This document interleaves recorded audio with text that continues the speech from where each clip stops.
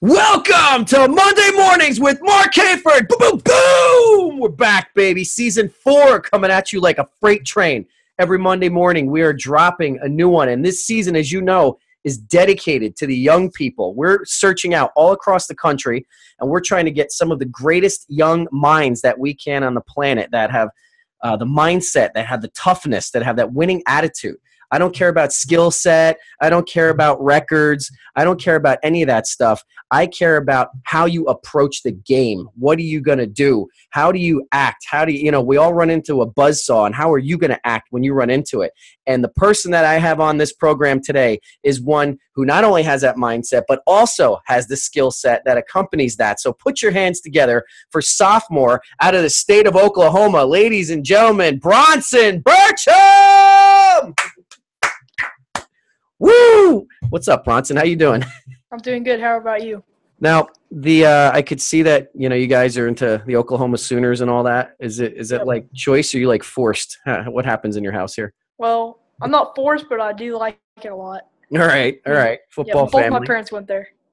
Is that so? You're a big football family, right? Yes, sir. Yeah, I dig it. All right, well, listen, the reason I got you on today, and so everybody watching this, so why do I have Bronson out of Oklahoma? Well, let me give you some stats on him. He's not on for football. He's on for wrestling. He's a wrestler, and I'm going to kind of go through some of the stats really quick, and then I want to get to know him and find out, just tap into this young mind here. So, Bronson, you wrestled first, second, third grade, and then you took like 5 years off. You wound up jumping back into wrestling. I want to hear why, what caused that to happen. That was when you were your freshman year of high school, and you were wrestling up at 106. You wound up becoming the only varsity freshman on the team. Your team went number 3 in the States. So this isn't kind of like, the run-of-the-mill team. This is a championship-built team. You're holding down that varsity spot as a freshman. Your coach was quoted as saying that you are the best natural wrestler he has ever seen. And I'm taking it your coach is not like 18 years old, so he's probably seen a lot. So I want to talk about that. And, you got some mental toughness, man. You finished the season at like number 7 in the state, and you've taken like half a decade off of this sport, and it's one of the toughest sports out there. And then I want to talk about what you did in this psychotic pull-up thing, which the people need to know about. Your fans need to know about it. You're going to have fans after this. So first of all, welcome to the program. Excited to have you on. Listen, you wrestled first, second, third grade, and then you took off. You stopped. I know it's a tough sport. A lot of kids quit. You didn't quit. You paused. What'd you do in those 5 years? Did you play like Pokemon Go or like baseball, or like what was going on? What were you doing? No. Whenever I was first, second, and third grade, I was doing pretty well, and then I just didn't really enjoy it that much, and I felt like I wanted to play basketball more. I just played basketball, football, soccer. And then when I got back into 9th grade, I hadn't grown much, and I was like, well, the best sport for me is probably wrestling, so I just got back into that. Okay. I knew I was good at it.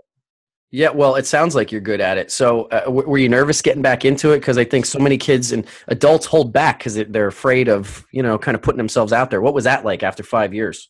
Yeah, I was really nervous to go back out there because I didn't really know as many people, and I just knew I would be pretty far behind, but I knew I could make it up if I just worked really hard. Well, but everybody's working hard in wrestling. So what did you have to do? You're catching up 5 years, dude. What happened? It's just like whenever other people aren't practicing, you're practicing and just pushing harder than all the other kids are. Mental toughness. When all the other kids aren't practicing, you're still practicing. I love that. It's funny. Here's some of the best athletes of all time, the greatest ones. They're like the first to show up and the last ones to leave. It sounds like you're kind of doing that. I like it. So, all right, you were wrestling up all year at the wrestling up to 106. So you're fighting these kids that are, I'm thinking mostly are older than you, probably stronger than you, probably ugly, bad breath. I don't know. Like what was that like? Because that sounds like an uphill battle the whole time. Yeah. The kids were dropping from like 120, 126, and they're like juniors and sophomores. Mm-hmm. And so I just had to like wrestle my game, and just whenever they started to get tired because they cut all that weight, that's whenever I started to turn up the heat and go harder. Really? I couldn't handle it. Yep. Well, what's interesting about this. So I'm looking here. You won regionals, and what you're explaining is actually what went down in the record book here. You were going up against a kid who was older. I think he was a senior, but I did not verify that.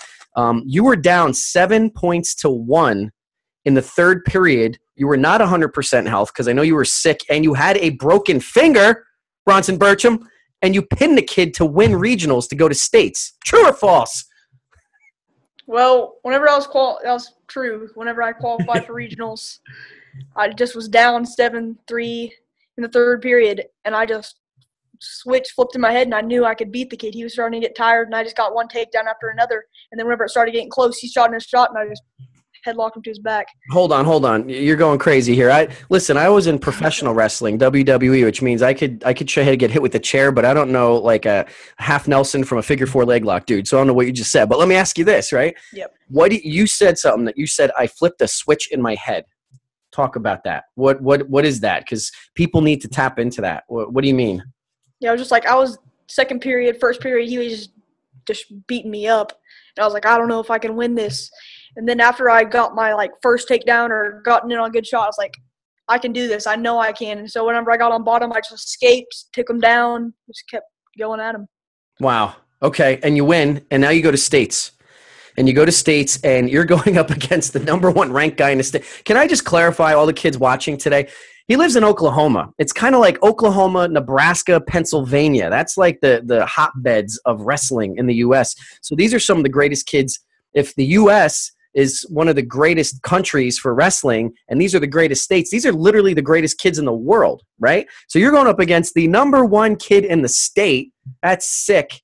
And that was a tough one. You finished number 7 in the state, right? He wound up pinning you. And I heard that you don't like to lose. You're not a sore loser, but you don't like to lose, right? So talk about that loss and how that was, and go there. Well, I knew I was wrestling a really good kid, been wrestling for a really long time. So I just thought about what I could do to try to beat him, and he just out-wrestled me. And I was really frustrated after the match, and so I just went and did something I knew I was good at. And what was that? Pull-ups. I went, and there was U.S. Marines were there, had a pull-up contest, and I knew I was good at pull-ups. So I went up, and I asked them, what's the record? And they're like, 25. And so I went up there and did 30, and I beat the record. Hold on a second. You're telling me, I thought you were going to say like a hot dog eating contest, but it was pull-ups. You just wrestled the number 1 kid in the state, and then you just broke the pull-up record like immediately after, because you get spent at wrestling. It's not like the chess tournament, people. Like, that's what happened? Yep. My adrenaline was pumping. I was really frustrated, and I just wanted to do something I was good at and I knew I could win at. And you did how many? 30. So you crushed the record. You did by 5. And the reports are that after the pull-ups, you had blisters and bloody fingers. So you were not only just, jacked from doing that whole match and whatever's going on in your head and the physicality of that, now you're tearing your hands up while you're doing this contest, and you continued to do it, and you broke the record for the Marines that they set that day. That is crazy. Okay, let's go back to the spring 2018. I was at a national conference in Las Vegas. You were there. And listen, I've been in an arena in front of 20,000 people before, but I wasn't the one they were looking at. I was the referee. You were brought out as an attraction in front of 20,000 screaming people, dude. You were on a stage, and they brought you out to do the pull-ups. How many? People were standing and screaming and cheering. And how many pull-ups did you wind up doing on the stage? 31. 31. You broke your own pull-up record again. Listen, not many people in the world have an opportunity to experience what you experienced. Take us there. What did that first of all, what was that like before you came out? Because I know you're backstage and you're hearing people and it's loud and whatever. What's going through your head? Yeah, I was a little bit nervous, but I saw all those people and I knew that they were cheering for me, and I just felt confident. I went out there and did what I knew I could do, and I just tried as hard as I could, and I just felt confident. So you walked out in front of 20,000 people that are screaming and cheering, because I was there. I was too. Rah! And you got up and you were just able to perform. Is that what you're telling me? Like, you didn't get all freaked out? You just did your thing? I wasn't really nervous about it. I just didn't think about how many people were there. I just kind of looked in the front row, looked at my dad who was watching me. Yeah. Did them. That's unbelievable. And the place erupted. You're like a rock star. That's exciting stuff. Okay. And I don't want to keep us too long here. I want to wrap it up in a second, but I want to talk about, because you're speaking a language. That's why you're on this show, because you do not talk the way most kids talk. You're talking about winning. And I could tell that, like, you think ahead of time about what you're going to do. You just don't you're not like a balloon floating around in the wind, right? Like, you're attacking stuff. I heard, tell me if this is true or false, you have a mantra that you tell yourself before wrestling. You do like good self-talk, and you tell yourself, you just pin kids. Is that true? That's correct. I just think whenever I go out there, I pin kids all the time.